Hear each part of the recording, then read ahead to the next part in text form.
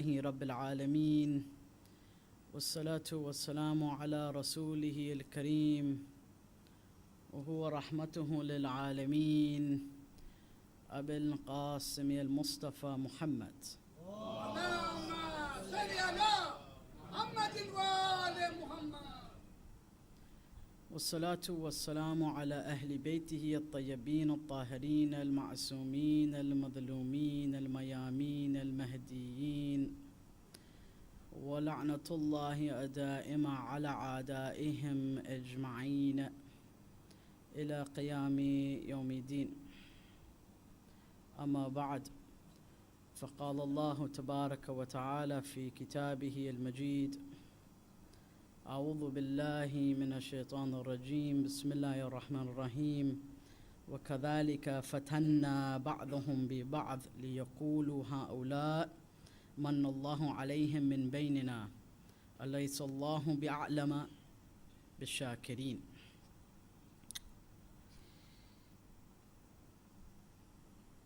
Continuing on our subject from last night, which is that during the end of times, during the dhuhr, or the preparing for the dhuhr, will be a time of great fitna, a time of great chaos and confusion and test for the community.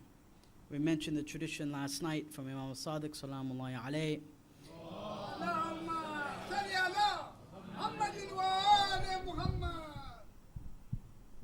where he says that I cry, I mourn over the many that will have doubt in the qa'im during his ghayba. وَإِرْتِدَادُ أَكْثَرُهُمْ. Right? And then he also mentions عَنْ دِينِهِمْ, and a good portion of them, or most of them, will end up leaving their religion. It's very profound. And the Imam was mourning, right? And he was weeping and weeping and weeping. And he finally told the companions, right? Mufaddal, Abu Basir, and others, as to what it is that he had seen and why he is weeping. When this time of fitna arrives, it will be very difficult and very dark. It will be a time where often conflict is triggered by great jealousy. For example, the ayah which I just recited states that Allah subhanahu wa ta'ala tests us. One of the ways He tests us is by conferring His favor on certain people over other people. So some people have more than others in different ways. And that's a way that Allah subhanahu wa ta'ala tests us. Often conflict, war, violence is caused by jealousy. Another fitna. And we spoke about war last night, and the nature of war and how it looks like, right? There's a riwayah narrated by Ibn Tawus in Malahim al-Fitan, with this isnad going back to Amir al-Mu'mineen, where the commander of the faithful says that there will be a period of 5 fitan for this community, for the ummah. And it will shift between a period of fitna ama wa fitna khasa. A general fitna, a general test, and a very specific test. We don't need to go into the details of this, except towards the end he says, thumma fitnatun khasa. But then at the end there will only be a very specific fitna, a very specific test.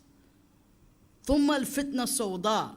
And followed by that will be a dark test, a time of darkness. المظلمة التي يصير الناس فيها كالبهائم. And at that time, the human beings will become like beasts. They will end up like animals. This connects very well to what the Prophet has said to Ibn Mas'ud in a very famous tradition, where he says, Ya Ibn Mas'ud, a time will come where people will claim to follow you, people will claim to love you, people will claim to believe in you, but they will oppose your actions and they will die on a religion other than your religion. This is very important. They will die on a millah غير ملتكم, on a millah which is not your millah, on a creed that is not your creed. So all their claims, this is very, very important, brothers and sisters. There will be people of many da'awat, many claims. يعني عندهم دعوات كثيرة. ولكن when they die, they will die on a millah other than the millah of Rasulullah. Because all of those claims that they made were not connected with af'al, as the Prophet says. That their actions, af'aluhum, are not connected to their claims that they make, the statements that they make. They make these statements as if they're statements of fact. أشهد أن لا إله إلا الله وأشهد أن محمدا عبده ورسوله. All of these statements, Allahumma salli ala Muhammad wa ala Muhammad. وأشهد أن علي ولي الله, and other statements like this. However, the problem is that there's a vast disconnect between their actions and their statements. And thus he says, O Ibn Mas'ud, they will die on a millah other than your millah. And he then says, لَيْسُوا مِنِّي وَلَسْتُ مِنْهُمْ. They are not from me and I am not from them. This is what Amir al-Mu'mineen is referring to as the dark age. These are dark times. It'll be a time, as the Emir says, that people will be like animals, which again connects to the same conversation between Rasulullah and Ibn Mas'ud. Listen to this. It's a very long conversation between Rasulullah and Ibn Mas'ud.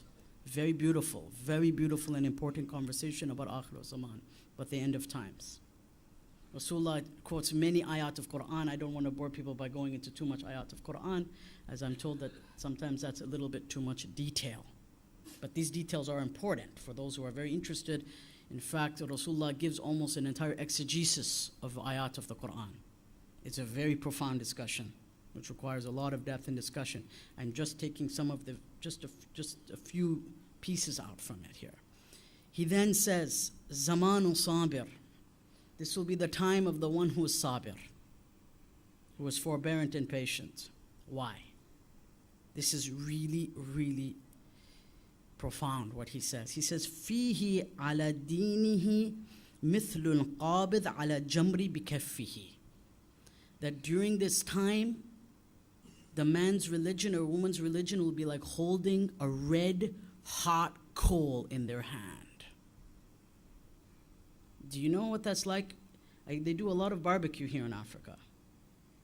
That boiling red hot coal, that ember they call it, right? When it reaches peak red, is a jamr.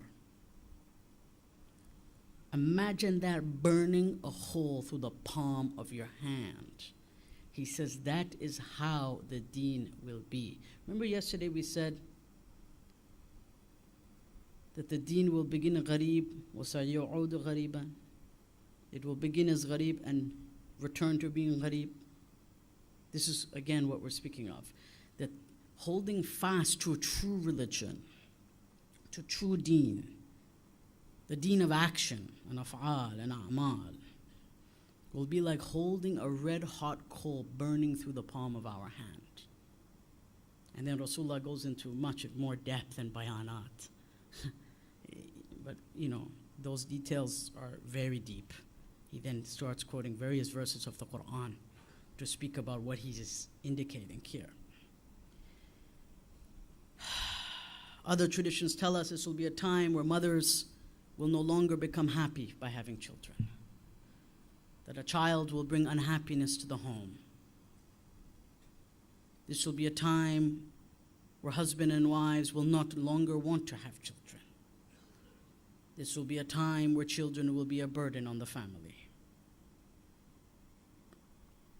May Allah protect us from that.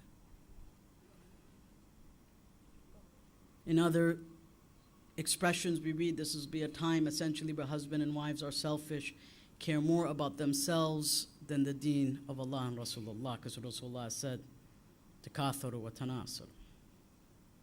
Reproduce. He's urged us to do that. Yet the people will turn their backs on what Rasulullah has asked them to do.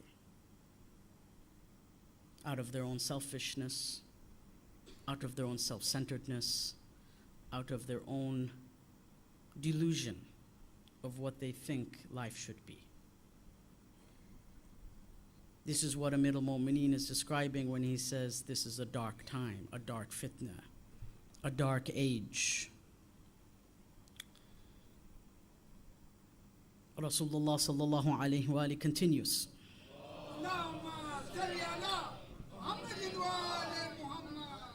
This is so scary what he says. It links exactly with what Amir al-Mu'mineen has already said, because he said that human beings will become beasts, baha'im. You know what Rasulullah says? Allahu Akbar. He says these are ayyam in which there will not be a dhi'b, a wolf, except he'll be eaten by other wolves. Normally the wolf eats the sheep. The sheep are all going to be gone. There's going to be wolves left. And the wolves are going to eat other wolves. You know wolves don't eat other wolves. We know that, right? They have a code. They live in a pack. This will be a time when the wolf is eating the wolf.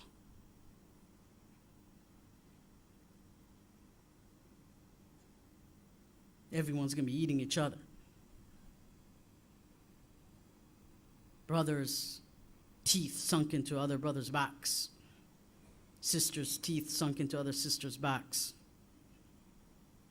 Husband and wife turning on one another. Mother and son turning on one another. Like wolves ripping apart the flesh of other wolves. This is the darkness that Amir al-Mu'mineen is referring to. This will be a time, again about wolves, we will be sending people to schools like Harvard to get an MBA so that they could rip off 1 billion people the next year and learn new ways to rob the world and bring the world's economy to collapse with their MBAs. Right? What did they go to school to learn? To learn new ways to rip people off? To bring the world's economy to collapse in 2008? Who are the people that did it? Harvard grads, Princeton grads, Yale grads. These are supposed to be the smartest people in the world. These are the people who dictate the foreign policy and the banking policy of Kenya. These are the people who set the loan terms for Africa. So all that education was for what? So that they could develop certain kind of predatory lending schemes to bring the world to its knees, to near a complete financial ruin and collapse. If this is not a dark time and a dark fitna, I don't know what is.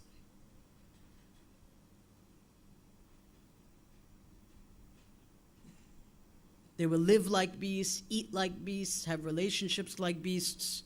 This is not an insult to animals. It's just merely stating that humans, because of the lack of the use of their aql, will become like animals.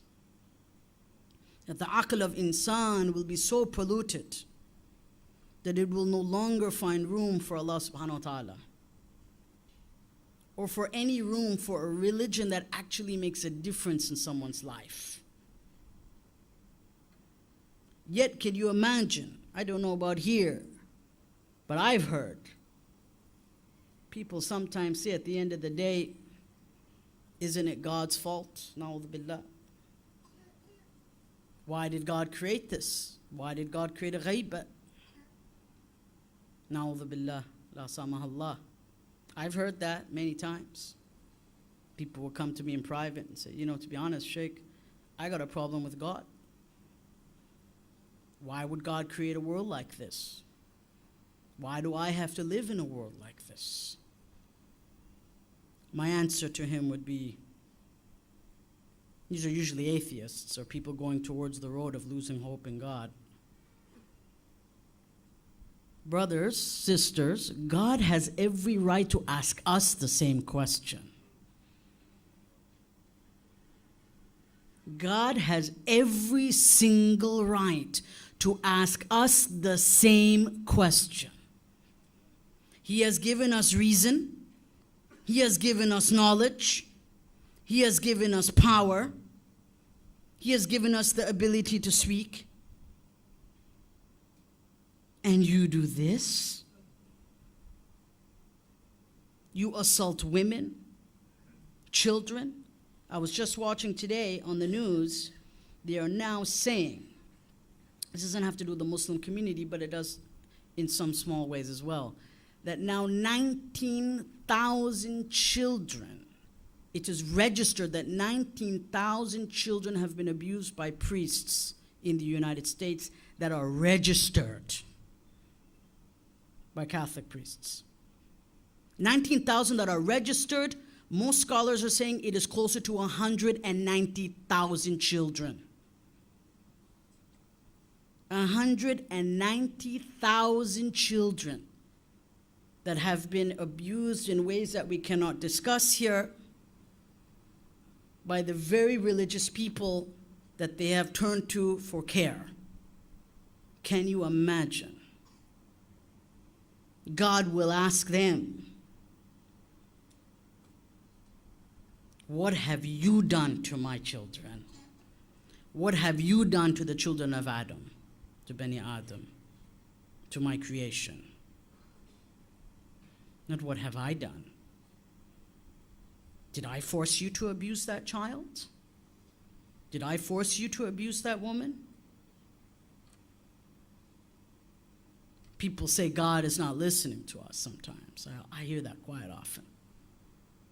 Sheikh, God's not listening to me. I don't know if he hears me.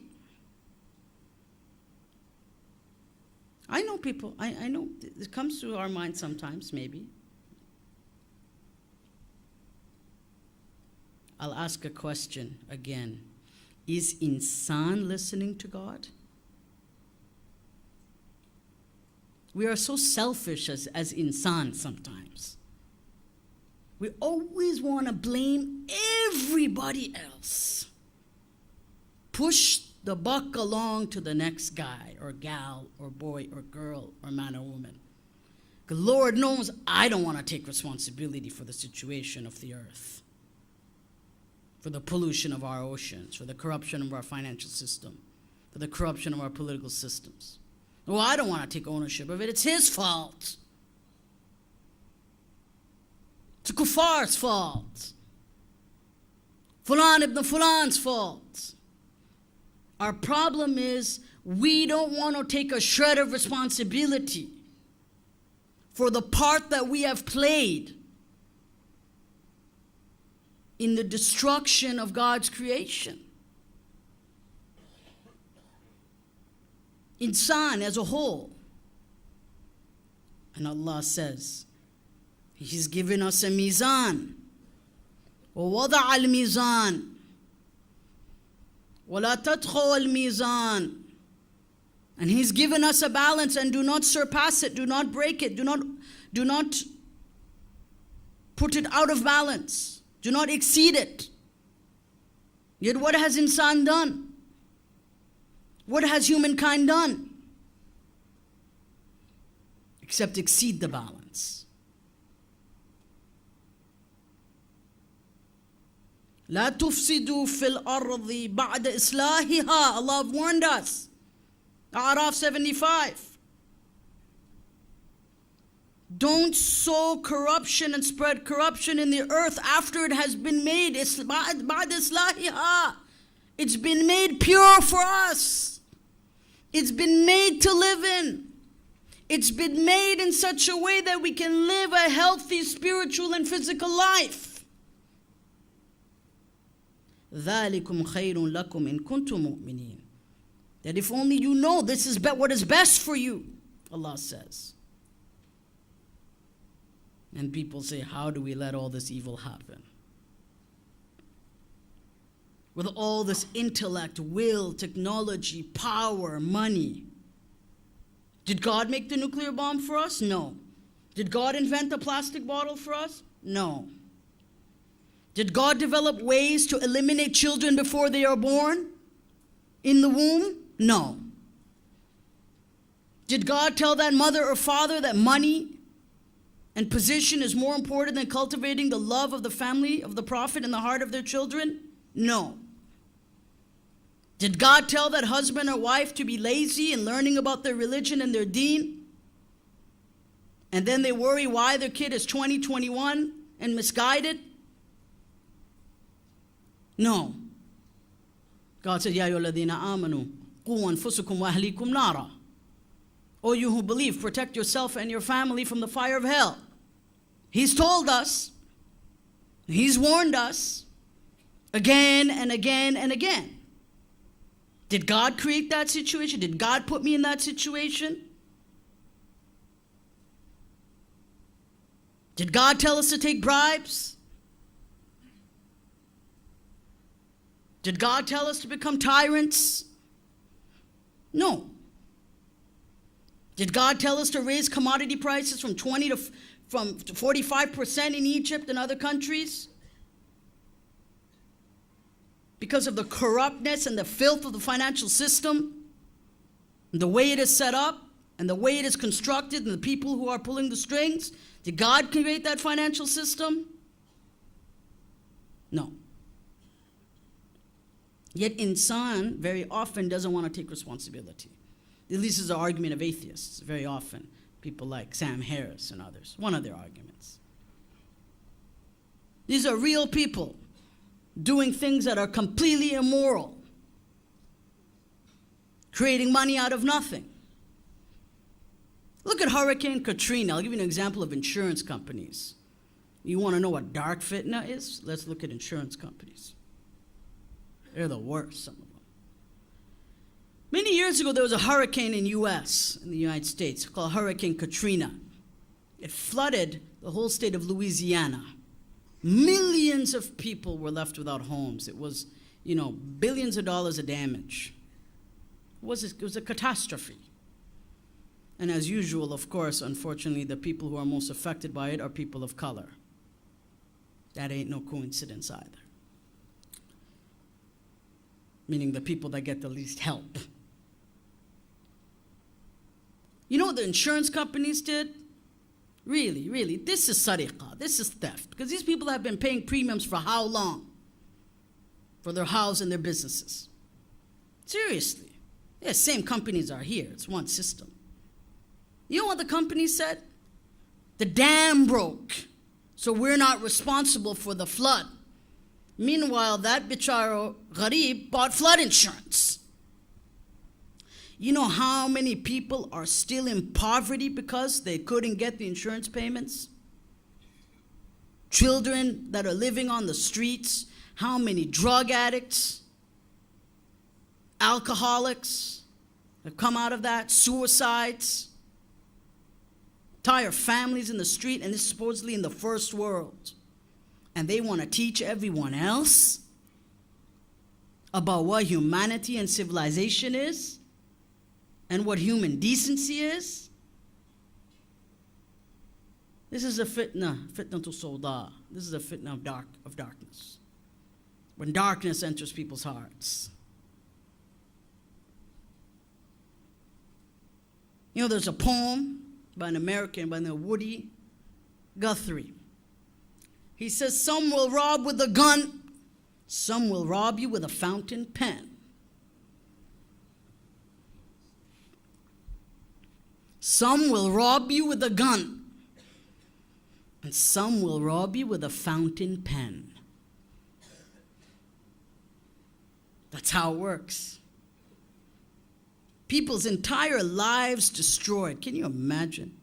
Firemen, doctors, teachers, all investing the money of their pension funds, billions and billions and billions of dollars, into loans that they thought were AAA rated, right? That were secured loans.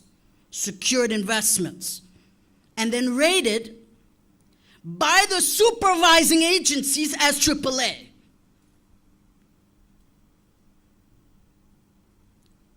Only then to be told that there's no more money left in the investment. You know why? Wallah, this is fitnatul sawda. This is when humans will become animals, honestly. Siru bahar. They become animals. You know why? Because the bankers who took their money bet against the very investments that they took on. La ilaha illallah. The bankers who took the money, the investment bankers at Goldman, Morgan, JP Morgan Stanley, Bear Stearns, Barclays, HSBC, all the big boys were involved. Everybody had their fingers in the pot here on this one.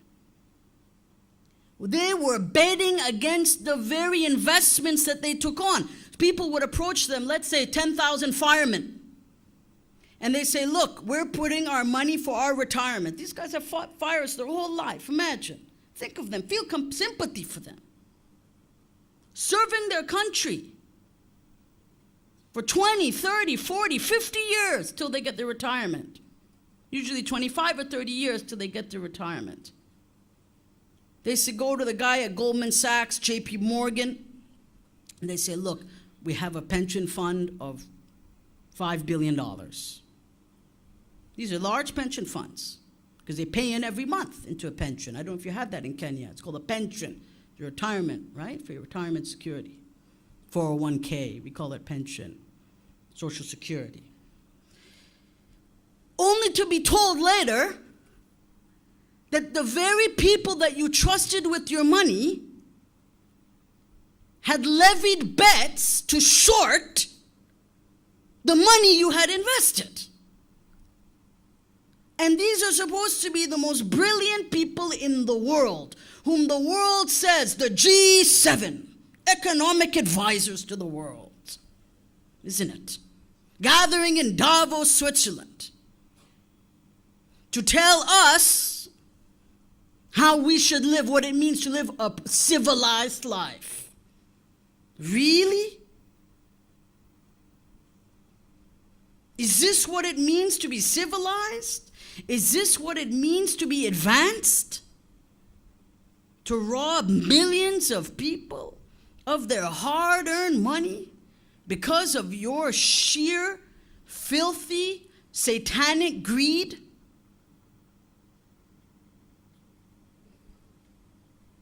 And we send our kids to these schools thinking that they're going to get some kind of great education. What are they taught? And we're sometimes proud. I'm not saying not to go to school, but we got to think, what are we learning? What are we learning at Harvard when you go for a master's in business administration? What are we learning? Because these guys all had MBAs from Harvard, Yale, Princeton, London School of Economics, Oxford, Stanford.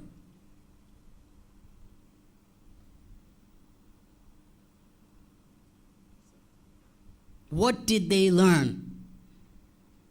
Except to rob and cheat and steal and become little shaitans themselves. And they do it with a fountain pen and a black tie.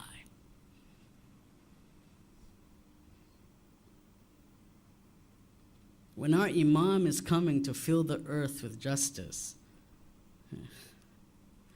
we have to think a little deeper about what Imam's mission is, what the mission of Ahlul Bayt Salamullahi alayhim. Now we understand why the Prophet's closest people in the early days were disabled, women, people of color, and slaves. Because they're always the ones that are given the short end of the stick. It is true. And imagine Allah tells us, لا تؤتوا صفهاء أموالكم. Don't give the foolish people your money. Allah has told us in the Quran, Nisa, Surah Nisa, Ayah 5. Don't give the Sufaha your money.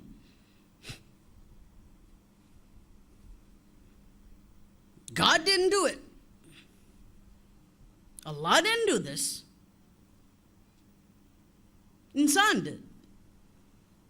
And we as Muslims equally have our hands dirty in this. Equally. We are equally involved in this system in many different ways. The tentacles are so deep, many of us, our hands are stuck inside it.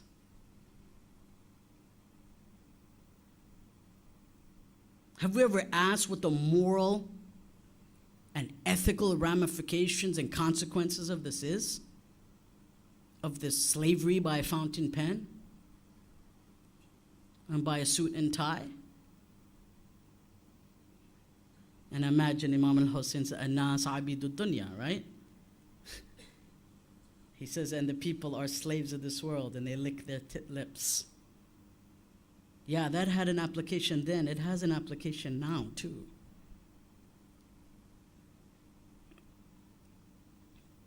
When we do injustice as insan, God will do things to us. What goes around comes around. There's no doubt about that. You know what happened? The CEO of General Motors, Chrysler, and Ford had to come begging like children for their companies to be bailed out. Who would have ever thought the chiefs of the largest car companies in the world would be begging the government for a bailout? No one, nobody ever imagined that day would come with these proud men with companies with hundreds of thousands of employees. And if you don't include their own employees or related industries, which our Muslim communities are a part of, equally, worldwide, globally, is numbered into the millions and millions of jobs. And these guys are now coming, begging like children, Congress for a bailout, which of course if GM went down, it would affect the entire world. We know this. GM, Ford, Chrysler. What goes around comes around. They had their day of complete humiliation, but no one learned from it. They all got bailouts. In fact, the reports tell us that the bankers at HSBC, JP, Barclays, they got bonuses the next year.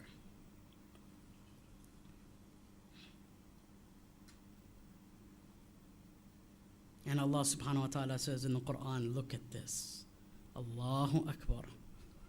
يَحْلِفُونَ لَكُمْ لِتَرْضُوا عَنْهُمْ. That they make promises to you, so you shall be happy with them. فَإِن تَرَضُوا عَنْهُمْ إِنَّ اللَّهَ لَا يَرَضَّ عَنَ الْقَوْمِ الْفَاسِقِينَ. And if you are satisfied and happy with them, know that God is not, and He shall not be. He is not satisfied or happy or content with the corrupt people. Let us not be fooled. Let us not be fooled.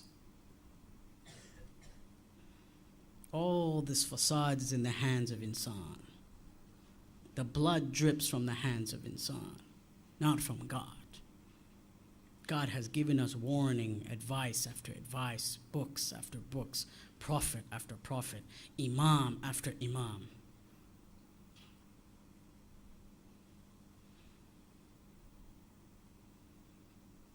And religion and politics can equally go wrong when it is not built on justice, mercy, and compassion. When our politics and our religion is not based on justice, mercy, and compassion, it can go wrong, and it does go wrong. It does. It goes wrong. But that's not from God. That's from us. وَمَا أَصَابَكَ مِنْ حَسَنَةٍ فَمِنَ اللَّهِ. Whatever goodness happens to you is from God. وَمَا أَصَابَكَ مِنْ سَيِّئَةٍ فَمِنْ نَفْسِكَ, as Allah says. And whatever evil that happens to you is from your own doing, from yourself. يَا أَيُّهَا الْإِنسَانِ. That's not from the verse, I'm saying that's its meaning. O humankind. My dear youth, God did not create this. Please don't have doubts in your heart. Don't let them fool you. Don't let them put that sickness in your heart. God did not create this. God did not make it this way. We made it this way. Insan made it this way. Bani Adam made it this way. Some of us are complicit more than others. Each and every one of us have some role to play. Some role to play in this. Especially for those of us that are privileged and live in privilege, sit in privilege, which is, I think, 99% of us in this room. So we are complicit in some way. I'm not saying that that means that we're kafir. No. We are, inshallah, mu'min, inshallah, Shia. But that doesn't mean we're not complicit, even if we don't know we're complicit. ظهر الفساد في البر والبحر بما كسبت أيدي الناس. That the corruption shall present itself in the land and the sea by what the hands of humankind have done, have earned. لِيُذِيقَهُمْ بَعْضَ الَّذِي عَمِلُوا لَعَلَّهُمْ يَرْجِعُونَ. Why? So that they shall taste some of what they have done. God says, I will let you taste it, ya insan. Oh yeah. Human being, Bani Adam, you want to spread corruption in the earth and the land and the sea? I let you, لِيُذِيقَهُمْ. So that they shall taste their own medicine at the end of the day. We want to destroy the earth, we'll see the results of that. We're already seeing the results. It's too late, in fact. Some scientists are saying it might be too late. I don't think it's too late. We always have hope in Allah subhanahu wa ta'ala. Now, I won't say it's too late, but we are close. That the earth may be at a tipping point where there's no turning back then. Where our grandchildren will not have that earth to live in. That is a reality. It's not a theory. God will allow us to taste what we've done, our waste, our luxurious lives. They will come to bite us. We will taste it. And our children will curse us. Our grandchildren will do la'an on us. The time will come when they will say, curse upon my grandfathers, what they have done. Time will come. We may not, in our lifetime, taste it so clearly. Few generations, certainly. According to the more positive estimates, it'll be a few generations. According to some, it could be the next generation already that will begin to see a complete change in the water and everything. We're already seeing that. That's already there, as I've said. As I mentioned in the Jummah khutbah today. Sallu ala Muhammad wa ali Muhammad.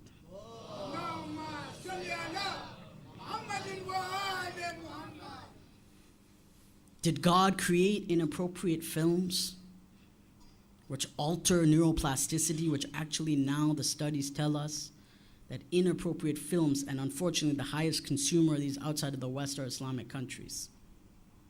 That's reality. They can track IP addresses, right? The origin of requests, search requests.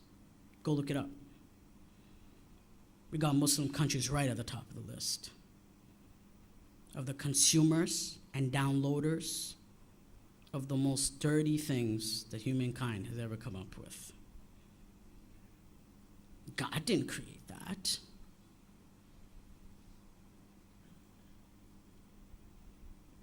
Out of Africa as well, several African nations are on that list. Middle Eastern nations, South Asia. You know, I remember in Syria, I won't even tell that anyhow, but it's not a positive thing anyhow. And humankind thinks they're not going to taste it. You know how they're going to taste it? Neurosurgeons have already determined, go and look this up, that repeated exposure to inappropriate material, to this kind of material, actually affects the brain, and at a certain point, this tendency can be passed on to the child that is born. Go and read the scientific studies. Now, alhamdulillah, due to neuroplasticity, the brain can adapt. So if someone gives up this habit, this dirty habit, this satanic habit, the brain can readjust. But if they do it for so long, right? It's dopamine. Dopamine comes into the brain and gives a sense of high, that sense of excitement and high. What happens is they can no longer have a healthy marriage relationship, that we know, the statistics are already proven. And 2, it becomes an addiction. 3, it actually rewires the neural pathways of the brain. We now know this. Read the articles of neurology on this, of neuroscientists on this issue. We want to invent that God said, لِيُذِيقَهُمْ. They will taste it. They're going to taste. They're going to get a real taste of what they've done. Yeah. And yet people, na'udhu billah, say, atheists say this at least. And you'll see this on TV shows very often. That's why I warn my shabab, I warn my young ones here. It's something very implicit in media. Not implicit, it's explicit. It's explicit, this doubting God. That, oh my God, look at the world in which we live. How could have God created that? All the time, all these TV shows and films. It will affect at some point. This constant questioning of God, will have some effect if people are not careful. Sallu ala Muhammad wa ali Muhammad.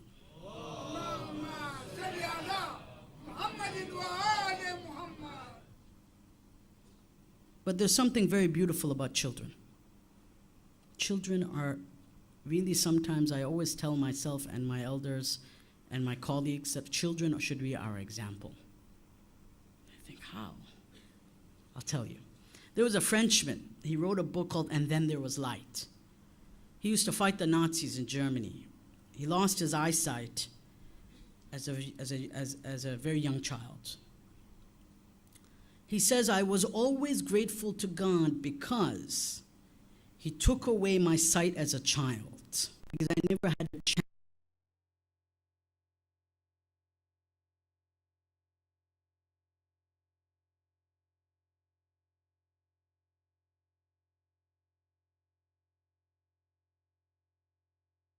No. Never been to a smile, little going through leukemia and cancer. I have seen many. We have the hospital for sick children right here in Toronto. We've lost many children in our community to cancer. One common thing that I've seen in all these children, whether they be Muslim or non-Muslim, is they never question God's judgment. They do not. They're smiling until the moment that they die, and they say, Mama and Baba, do you love me? Yes, we do. Isn't it? Yet we would dare to question God. Why? Because their iman is pure. It's innocent. It's so pure. It's so unadulterated. It's not mixed with filth and garbage, haram income and haram this and that. Then we wonder why we can't cry for Imam Hussein alayhi salam. We're always told, well, we need to cry. If we read the traditions, the mention, إِذَا ذَكَرَ الْحُسَيْنِ فَبَكَى. When Hussein is mentioned, you cry. Khalas, that's enough. The fact that we need more and more demonstrates the sickness in ourselves. Go read the traditions. It's wadih. It is clear on this issue. There is no doubt on this issue. I have met people who don't even understand English. I met an Iranian brother whose English is quite weak. He would sit in front of the minbar, and as soon as I say the name of Hussein, he would weep in his chair.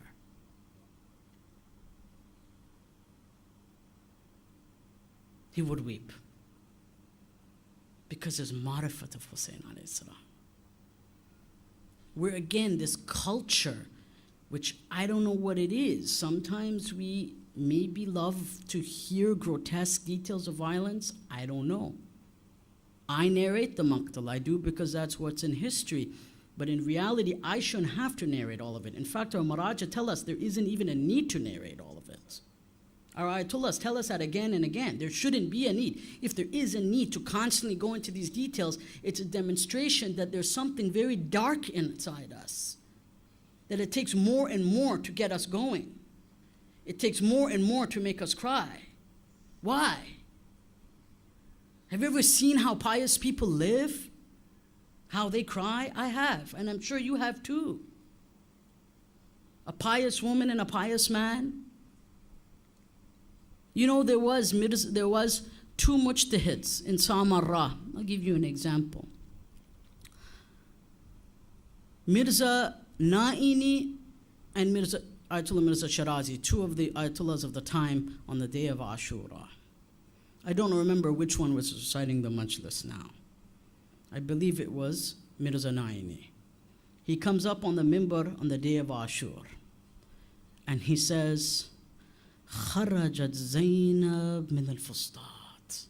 And Zainab came out of the tent. Where? Where did she go? To Umar ibn Sa'd.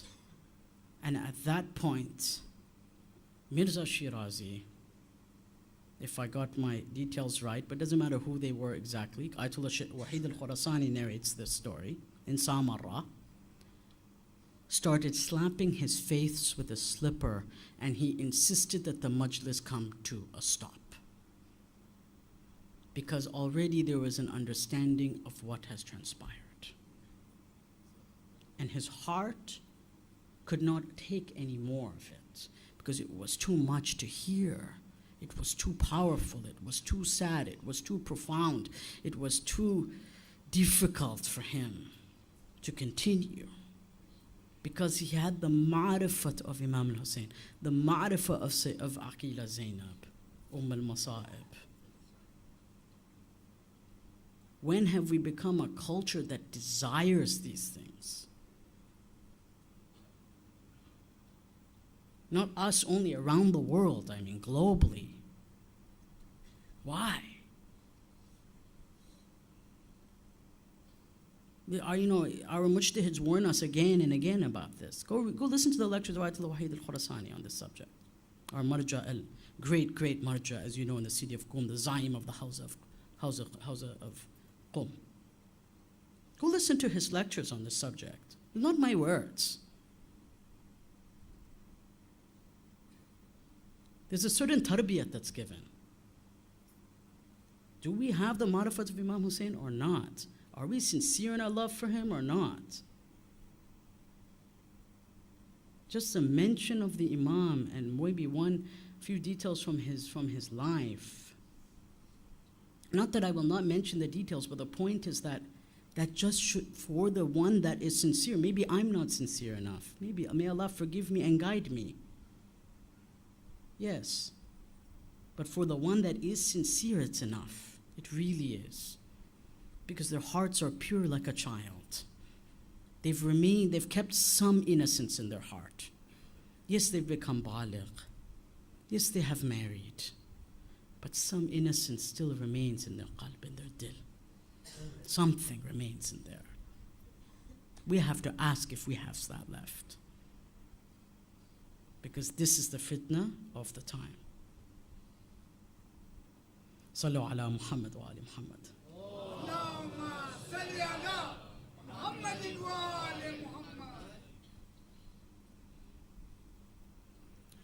It was on this day, brothers and sisters, that an interaction occurred between Abu Abdullah and Muhammad bin Ash'ath. I just want to point to you how depraved and deranged these people were. That when darkness enters someone's heart, what does it look like? Muhammad bin Ash'ath began to mock Imam al-Hussein. You know what he said? What do you have with Rasulullah that I don't? Can you imagine? So they began questioning Hussein's closeness to Rasulullah. They began calling Hussein a liar.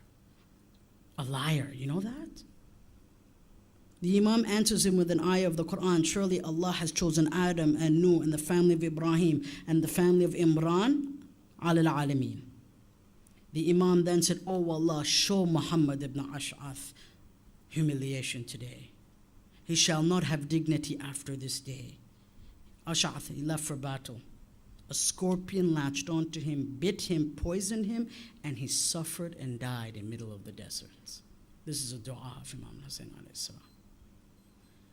Shimr tells Imam al-Hussein, Shimr la'anahullah. You know what he says? He says, Ya Hussein, ta'ajjalat bin nar qabla yawm al-qiyamah. He says, oh Hussein, are you rushing to the fire of hell before yawm al-qiyamah? In fact, some of the traditions tell us that he told Hussein to taste the fire of hell, that when he was kicking him on the ground, rafasuhu birijli. Some traditions tell us, in Jalal al-Uyun of Abdullah Shubr and others, that he told Hussein to taste hell before he executed him. This is what darkness in hearts are, brothers and sisters. This is what was done to Imam Hussein alayhi salam. It was at this point that Muslim bin Osajah was about to fire an arrow, and he was told to stop because Imam did not want to start the war. Tonight we will remember Habib ibn Madahir. Habib escaped from Kufa. He finally arrived in Karbala. Imam al-Hussein had a raya waiting for him, a flag waiting for him. Habib kissed the ground in front of Hussein.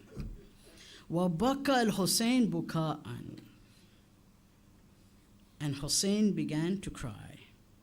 At this point, Zainab saw Habib kissing the ground between Imam's Mawla's feet. And she said, who is this man? She was told, this is Habib. So she said, send my salam to Habib. And when the salam reached Habib, Habib began to hit his head and his face. And he began to throw dirt. وَحَثَّ التُّرَابَ عَلَى رَأْسِهِ. And he began to throw dirt onto his head, saying, who am I for Zainab to send salam to me?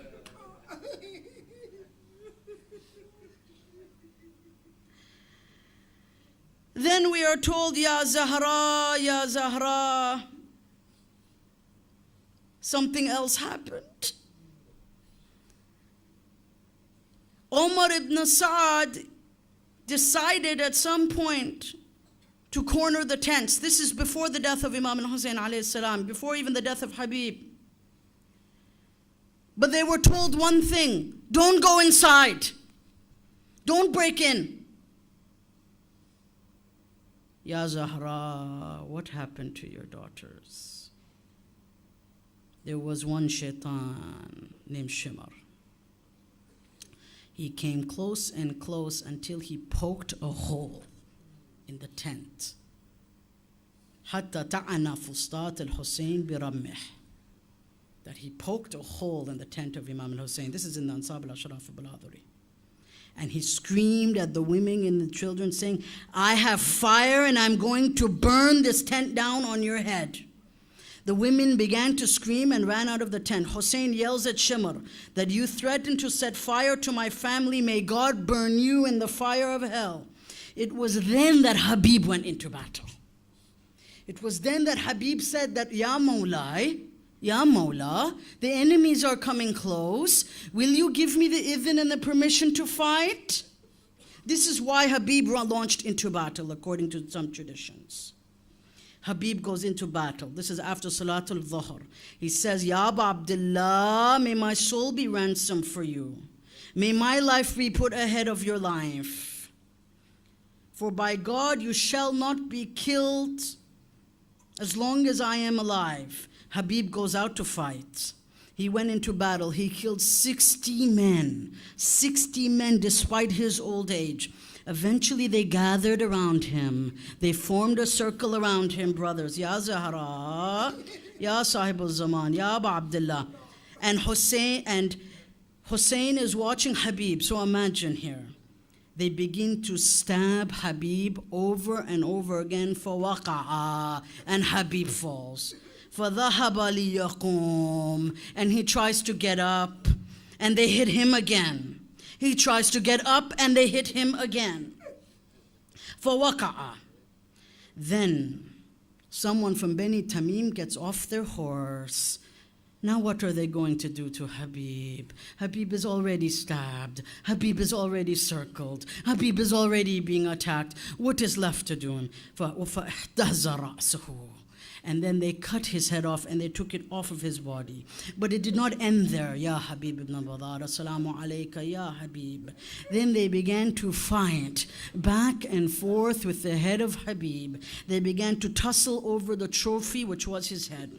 And then they took his head and they hung it on a horse, as the historians tell us. وَعَلَكَ رَأْسُهُ فِي عُنْقِ فَرَسٍ. And they hung it on the horse, on the neck of the horse, and they started riding around. And Hussein said, عِنْدَ اللَّهِ يَحْتَسِبُ نَفْسِي وَهُمَا أَصْحَابِي.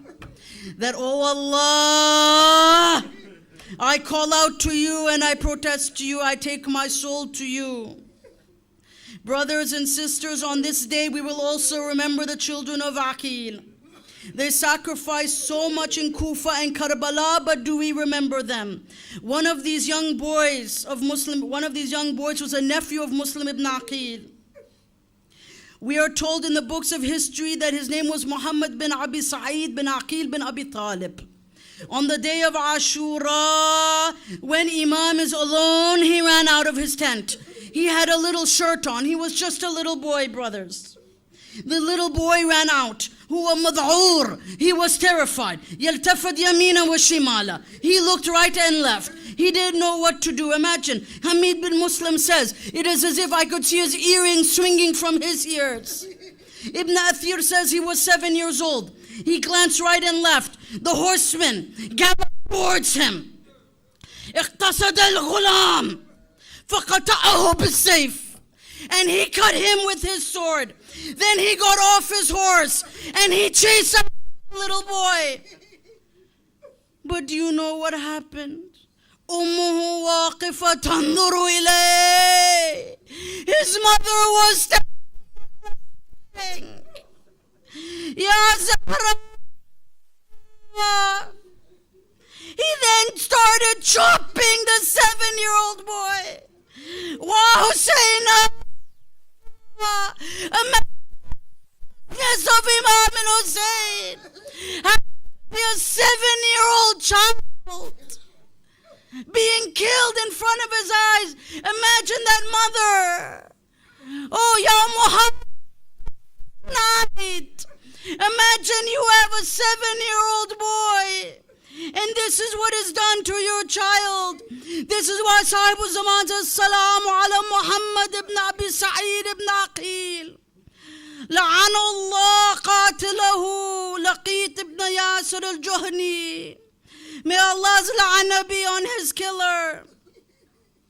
But brothers, there is something else that I'll mention tonight. These are now the heavy nights of Azza. That you know that one of the reasons that Habib is given this status is because when he was in Medina, he used to wipe the sand from the feet of Imam Hussein alayhi salam. And it is for this reason we are told that the Prophet has given him so much love, for his love for Hussein. But I have a question for you.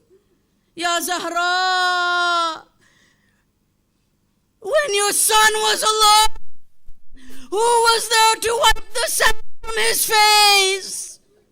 Who was there to wipe the dirt from his feet? When Khuli Sina came to jump on the body of Hussein, Ya Zahra, who was there to wipe the dirt from his eyes? Who was there to clean his body? Who was there to hold his head? Who was there to be by his side? As-salamu ala al-madhlumi bila. Peace be upon the madhlum who had. As-salamu. Peace be upon the one who was a protector without any help. But brothers, there is one last point. One last point. And I was thinking, should I say it or not? Should I relate it or not tonight? Ya Zahra, I seek your forgiveness for narrating this. But this is the nights of Azadari. We are told that as he the body, and you know what he was told? Upon Allah,